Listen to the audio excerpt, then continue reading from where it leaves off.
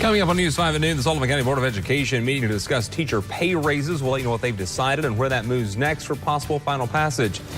Major League Baseball coming to Bristol. We're talking to baseball fans about the excitement ahead of the big announcement coming tomorrow from the track. It's all right now on News 5 at noon. From WCYB, this is News 5 at noon. Good afternoon, and thank you for joining us here on News 5 at noon. I'm Preston Ayers. Tropical Storm Debbie is moving inland and now bringing flooding and tornadoes across much of North Carolina today. Our NBC affiliates across the state are reporting at least one fatality in this storm overnight. Rebecca McGann has the latest now from one of the hardest hit areas where a tornado touched down early today. I am in Greene County, North Carolina right now. We've been out here for the past couple of hours since around 4:45 this morning, and conditions on the roads and in the skies have kind of deteriorated since then. Let me show you the flash flooding that we've got going on right now. Take a look at all of these cars that are going through this washed over road, and this area of overwash has just gotten bigger and bigger since we've been out here the past couple of hours. We've also been seeing several tornado warnings across Greene County and across eastern North Carolina this morning. We've had a confirmed tornado in Greene County here. It touched ground around 2 to 3 a.m. and it damaged and really flattened a house over to this side. I'm going to have my photographer Amy zoom in to that house. Now, I spoke to the homeowner of that building, and luckily they were not inside at the time the tornado hit it, but it is close to flattened and no injuries have been reported. Now, Greene County officials have also confirmed that that was a touchdown tornado. It severely damaged 3 buildings and 2 fields. Again, no injuries have been reported, thankfully, but take a look at some of this flash flooding that we are seeing right now. Again, it's just getting wider and wider, but these are some of the conditions that we're seeing in Greene County right now. We've had a lot of power lines down, a lot of power outages across eastern Carolina. We've been keeping an eye on these tornado warnings and some of these flash flood warnings and flood watches, but we're keeping our viewers updated. In Greene County, I'm Rebecca McGann. And looking at the latest track on where that storm system is headed, it's now well into North Carolina and bringing a lot of heavy rain and those storms with it. I was going to say flooding is going to be the major thing for that area. Right now, the latest 11 a.m. update is showing about 80 miles southeast of Charlotte. So it is pushing right at the border of South Carolina, North Carolina. But you can see a lot of heavy rain continuing, and they're going to continue with this as this storm continues to move a little bit farther northwest.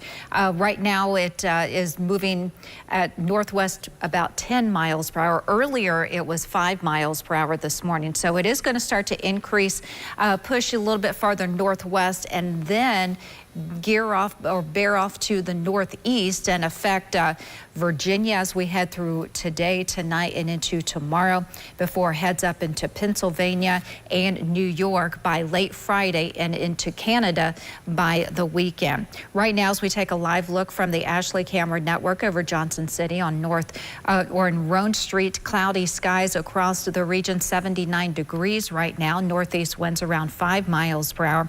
Starting to see some light to moderate rain showers from the western edge of Tropical Storm Debbie, pushing into the mountains of North Carolina. Temperatures ranging quite a bit from 64 in Boone to 78 in Bristol, 84 currently in Jonesville. Temperatures will continue into the low to mid 80s in the afternoon with a chance for some showers coming up in a few minutes. I'll let you know who has the better chance and how much rainfall you could be receiving.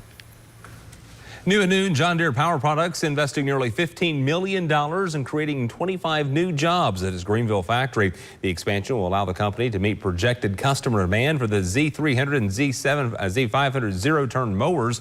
John Deere Power Products is part of a small ag and turf division of the Deere Company. Officials say this is a great opportunity for Greene County. They're excited about this expansion. We'll have more on what it means for the county and the jobs created later today here on News 5 WCYB.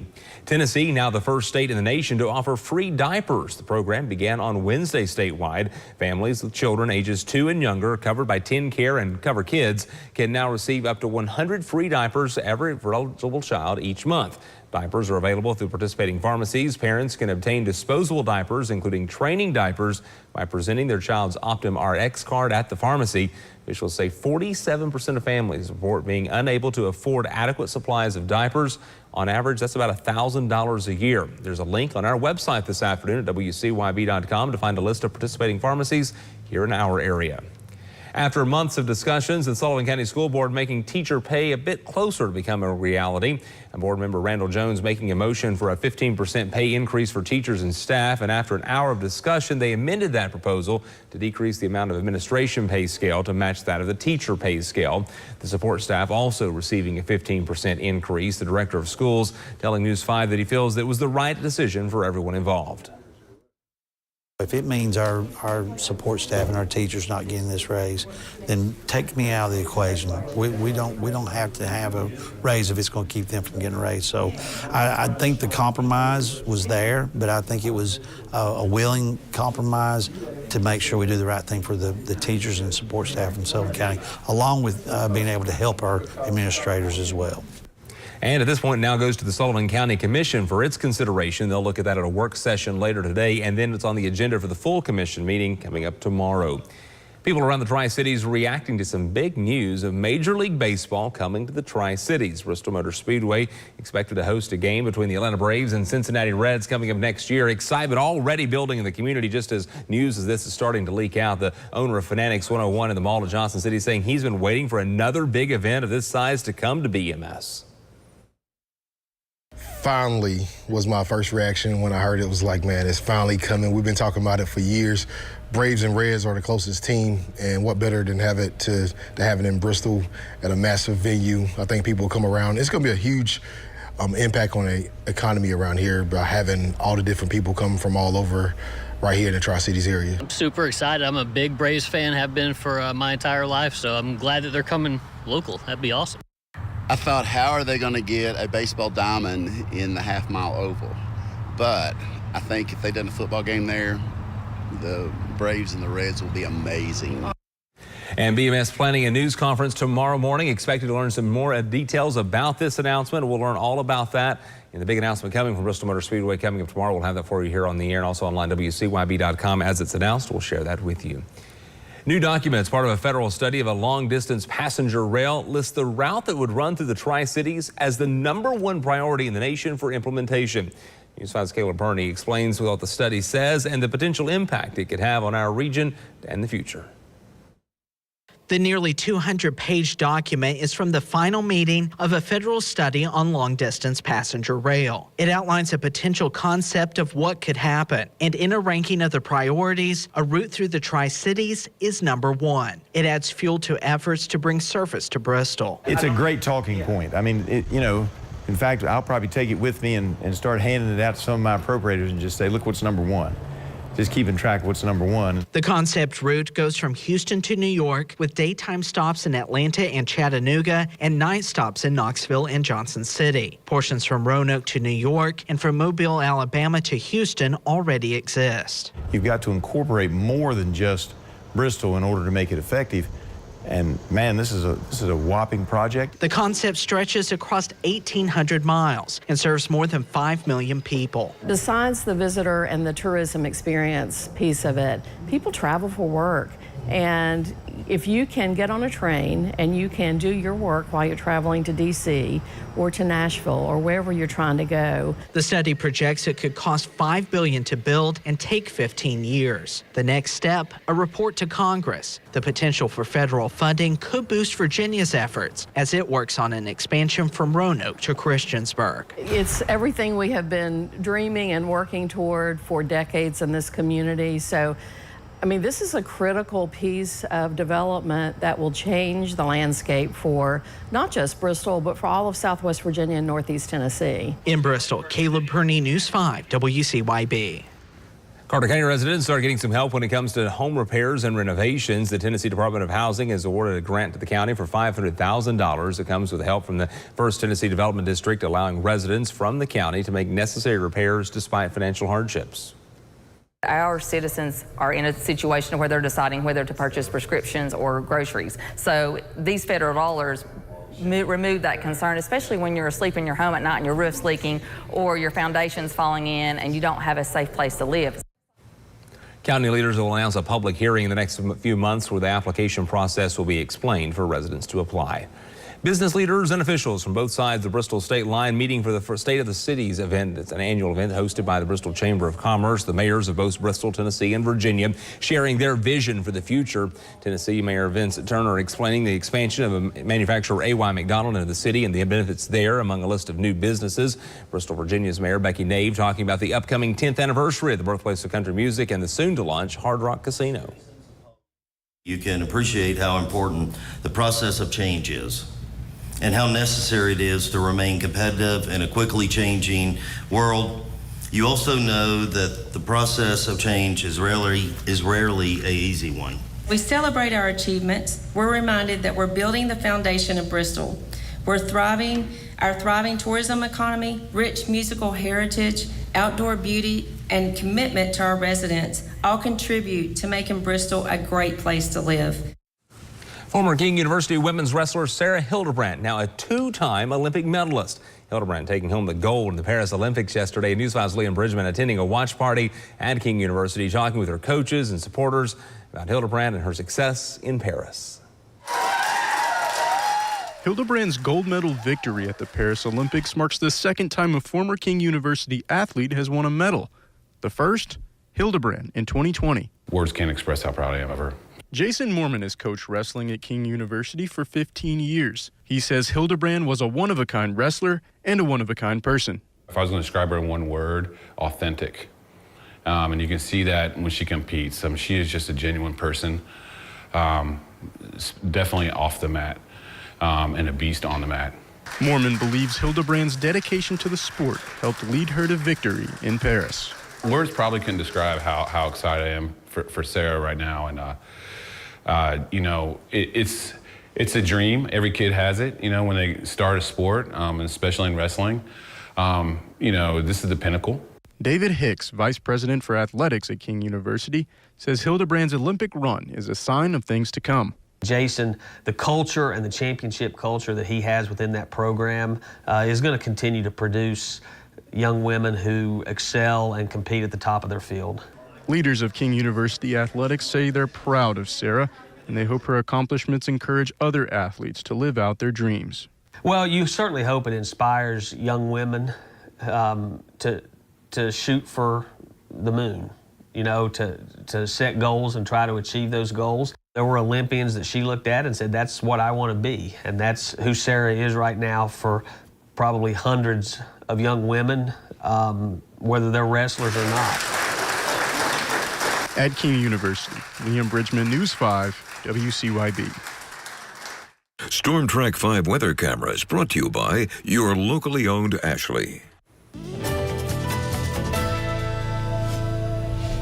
Well, we woke up with cloudy skies, very warm and humid conditions. But right now, as we take a live look from the Ashley Camera Network over Bristol Motor Speedway in Bristol, Tennessee, you can see we do have some cloudy skies as well as some breezy conditions. And those breezy conditions will continue as we head throughout the afternoon and evening hours, as we'll see wind gusts up to about 20 miles per hour throughout the afternoon and into the evening hours. Here's our current temperatures, varying quite a bit. 64 in Jefferson City, 75 in Abingdon, compared to 84 currently in Jonesville.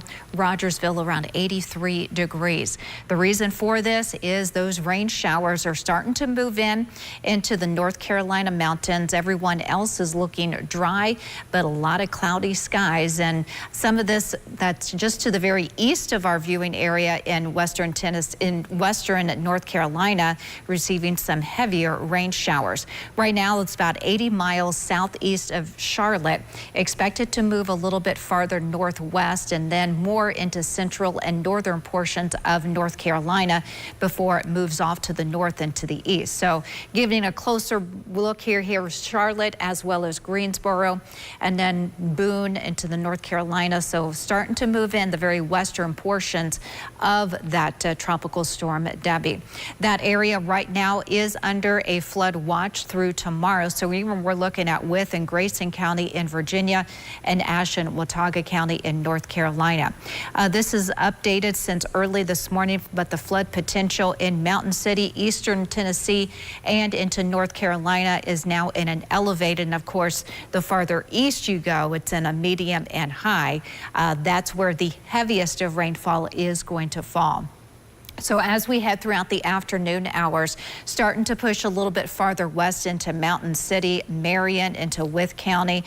Bristol area is going to be receiving some lighter rain showers, but the bulk of this is going to stay east of the Tri-Cities throughout the afternoon and evening hours. In fact, Tropical Storm Debbie is going to accelerate, go a little bit faster than what it was, and be into northeastern portions of the U.S. later on tomorrow and into Saturday. Because of this, we are going to get it out of our area pretty quickly through early Friday morning, and just some spotty showers expected into Friday. But I think for the most part, most everyone is going to stay dry. Reason that we are going to see even lesser amounts because it is accelerating and moving farther towards the north and east. So right now, this is what we're looking at. A lot of places probably not even going to see anything at all near Gate City area. Into Bristol right now, anywhere from about a tenth of an inch, possibly even up to a quarter of an inch, and even into the mountains of North Carolina, a little bit lesser, maybe up to an inch, inch and a half, and even into Mountain City, close to about 3/4 of an inch to an inch expected. Highs for today, about low to mid 80s. Much cooler though into Southwest Virginia, into the low to mid 70s, only into the upper 60s to near 70 degrees into the mountains of North Carolina. Chance for isolated showers this evening. Temperatures dropping to about 74 degrees at 11. Overnight lows for tonight, we're looking into the mid to upper 60s, close to 70 degrees. And then into your 7-day forecast, most of the scattered showers will be out of here early. We'll see decreasing clouds throughout the afternoon, 86 degrees as your high. The weekend is looking spectacular. Less humid as well, as those dew points are continuing to drop. Highs into the low to mid 80s Saturday and Sunday. Into next week, a stray shower possible on Tuesday. About a 30% chance of light showers on Wednesday. The overnight lows are really dropping. We're looking into the low 60s in some locations, even into the upper 50s.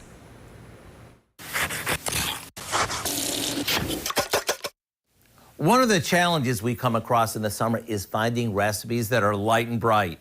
A dish that I tend to make more in the summer than any other time is quiche. It's versatile. And with the farmers markets in full swing, there are many fresh, colorful, and tasty produce options that can help customize your quiche. Today, we're making one that's crustless and loaded with one of my favorite veggies. The first thing we do is combine some baking mix with onion powder, salt, and pepper. After stirring our dry ingredients together, we add some Swiss and cheddar cheese, some diced ham, and lots of broccoli florets. Now in a separate bowl, we beat together half and half and a couple of eggs and pour it over our cheese.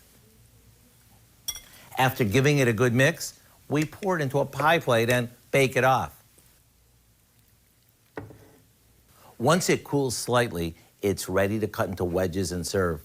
Who would think something so simple could be so full of creamy, cheesy goodness? And like I said, feel free to change it up using whatever looks best or what's on sale. To get the recipe for our broccoli and ham quiche, simply check out our website. I'm Howard of the Mr. Food Test Kitchen, where today we found an easy, cheesy, summery way for you to say, ooh, it's so good. Looks like the clouds going to be with us most of the afternoon. Yeah, clouds are going to stay with us, and then some lighter rain showers. All right. Thanks for sharing some time with us this afternoon. More news on the air beginning at 5 today, and of course all day long by logging on to WCYB.com. Have a great day, everybody.